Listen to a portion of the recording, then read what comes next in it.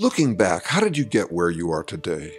You can trace a single path from here to there, point A to B to C and so on, each connected to the next by a single arrow.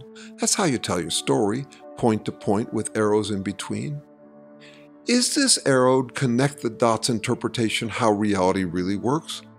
If so, then your future endpoint is knowable too. Not that you'd necessarily know it, but maybe God would. Your fate, your destiny, foretold somewhere, like the crossword puzzle solution sitting there at the back of the puzzle book, even while you're still trying to solve the puzzle. Our paths forward seem to fan out to many possible points, some of them more probable than others. You can predict or guess where you'll end up, but it's not determined. When you're in a do-or-die determined state of mind, it's wishful thinking. You know that. Determinism is pep talk, not reality. Our quest for self-determination is us wanting the ability to choose our path forward. Not that any of us can. Chance is real. You could be absolutely determined not to get cancer and still get it.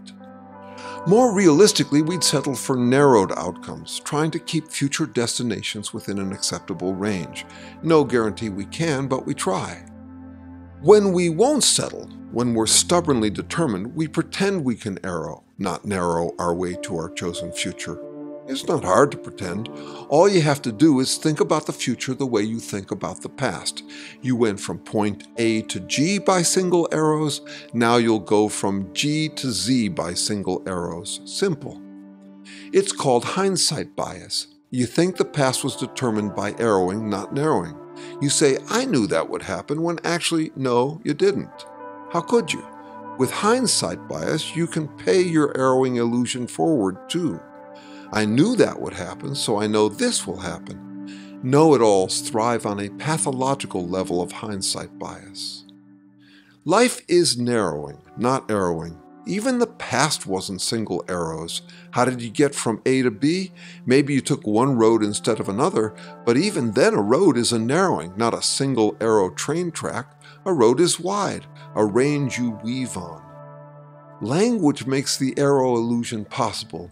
We name oversimplifications of points and arrows.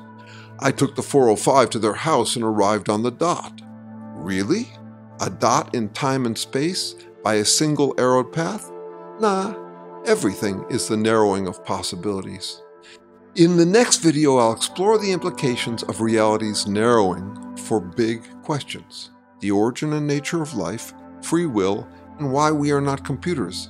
The arrowing illusion has thrown us way off on those questions. A narrowing perspective clears them right up.